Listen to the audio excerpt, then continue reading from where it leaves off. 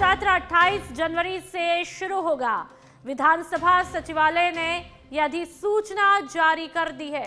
तो इस वक्त की अहम खबर आपको बता दें कि शीतकालीन सत्र जो है वो 28 जनवरी से शुरू होगा और इसी सत्र में आपको बता दें कि बजट जारी होने की भी संभावना है। तो यह सत्र कई मायनों में खास रहने वाला है। शीतकालीन सत्र, ऐसे में 28 ये तारीख जो मुकर्रर की गई है 28 जनवरी की, यानी कि आपको बता दें 26 जनवरी के बाद। और ज्यादा जानकारी के लिए पॉलिटिकल एडिटर लाल सिंह फौजदार हमारे साथ में फोन लाइन पर जुड़ चुके हैं। लाल सिंह, ये जो शीतकालीन सत्र है 28 जनवरी से इसका आगाज हो जाएगा। ये पूरा सेशन कितना खास रहने वाला है? बजट भी इसी सेशन में आने की संभावना कितना खास?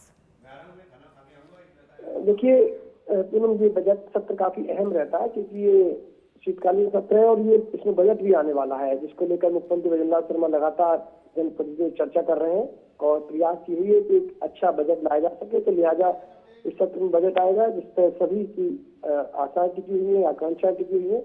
28 जनवरी बुधवार से ये शुरू हो जाएगा, करीब 1 महीने तक ये चलेगा। 1 महीने तक चलेगा ऐसा माना जा रहा है सत्र।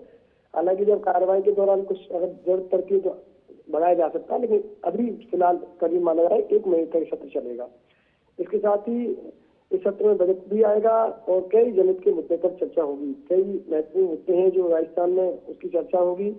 कई पर विधायक ध्यानाकर्षण प्रस्ताव लाएंगे अपने अपने विधानसभा क्षेत्रों से, उसकी तैयारी की है। विधायक अपने जनहित के तमाम प्रश्न इसमें उठाएंगे। और साथ ही क्योंकि ये जो बजट आएगा इसमें हालांकि मुख्यमंत्री भजनलाल शर्मा तो लगातार प्रयास कर रहे हैं, जनप्रतिनिधियों से संवाद कर रहे हैं, उनके सुझाव ले रहे हैं और एक बेहतर बजट राजस्थान में लाने का पूरा प्रयास कर रहे हैं। इसके साथ ही इससे पहले कि विधानसभा सुचारू रूप से चले और उसके लिए जरूरी है कि सत्ता पक्ष और विपक्ष के माननीय विधायक मिलकर सदन को सुचारू रूप से चलाए, जिसके लिए पहल की गई है। वासुदेव देवनानी ने पहल की थी सर्वदलीय बैठक बुलाने की और अब उसी का अनुसरण करते हुए स्पीकर वासुदेव देवनानी जल्द ही सर्वदलीय बैठक बुलाएंगे, जिसमें सभी दलों के विधायकों को आमंत्रित करेंगे। और प्रयास यही रहेगा कि जनहित के मुद्दों पर सार्थक बहस हो, विपक्ष अपनी बात रखे, सत्ता पक्ष अपनी बात रखे, लेकिन केवल हंगामा न बढ़ते। हंगामे की बहस चलने से न केवल सदन का बहुमूल्य समय बर्बाद होता है, बल्कि जनता की जो आशाएं होती है उन पर भी कुठाराघात होता है।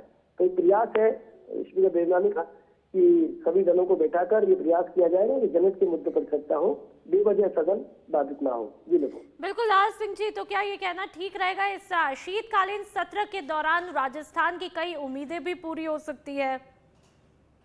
तो बिल्कुल उम्मीदें पूरी होंगी और इसमें कैबिनेट के दौरान कुछ बजट आएगा तो बजट तमाम उम्मीदों को, आशाओं को पूरा करता हुआ नजर आएगा। ये विश्वास हम कर सकते हैं बिल्कुल, इसमें कोई दोहराए नहीं। और साथ ही सबसे अच्छी बात क्या है कि जनाकांक्षाओं का सदन है और सदन में जब चलता है तो तमाम विधायक अपने मुद्दों को उठाते हैं जो सामान्य नहीं उठा पाते, और सदन में जब कोई मुद्दा उठ जाता है तो उसको समाधान करना ही पड़ता है। तो ऐसे में ये भी मान सकते हैं कि सत्ता पक्ष विधायक हो चाहे विपक्षी विधायक हो, कई ऐसे मुद्दों को, जनहित के मुद्दों को सदन की पटल पर उठाएंगे और जनता के हित में फैसले भी करेंगे। जी बिल्कुल, साथ ही विपक्ष पर भी हमारी खासा नजर बनी रहेगी। ऐसे में विपक्ष इस बार कौन कौन से मुद्दे लेकर के सेशन में दिखाई देने वाला है? लाल सिंह जी, क्या कुछ लगता है?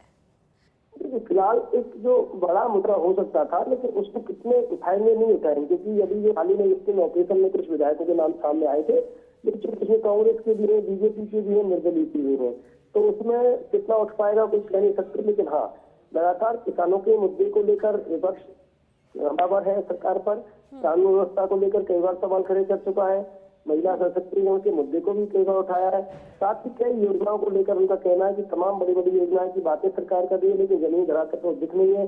तो ऐसे कई मुद्दों को लेकर विपक्ष सरकार पर हमलावर हो सकता है। हालांकि सरकार भी पूरी तरह से विपक्ष के हमलों को जवाब देने के लिए तैयारी में जुटी हुई है। जी बिल्कुल लाल सिंह जी, देखिए इस सेशन पे हर आम से खास वर्ग की नजरें रहने वाली है, चाहे वो किसान वर्ग हो, युवा वर्ग हो, महिला वर्ग हो, क्योंकि इसमें बजट आने वाला है। ऐसे में हर कैटेगरी जो है वो ये चाहेगी कि हमारे पूरे सपने हो, और इसके लिए मुख्यमंत्री भजनलाल शर्मा ने अभी से एक्सरसाइज भी शुरू कर दी है। लाल सिंह जी, देखिए बिल्कुल सीएम भजनलाल शर्मा लगातार पिछले कई दिनों से एक्सरसाइज कर रहे हैं, बजट पूर्व संवाद लगातार विधानसभा वार भी कर रहे हैं और प्रयास ये है कि मतलब जो जिलेवार एक रोडमैप विकास का तैयार किया जाए, विधानसभा वार विकास का रोडमैप बने, ताकि कई बार होता है कि बड़ी बड़ी योजनाएं अपनी जगह होती है, लेकिन कई विधानसभा क्षेत्रों में छोटी छोटी मांगे लंबे समय से लंबित रहती हैं और वहाँ स्थानीय लोगों को बहुत दिक्कतें आती हैं। तो कई जिलों में जैसे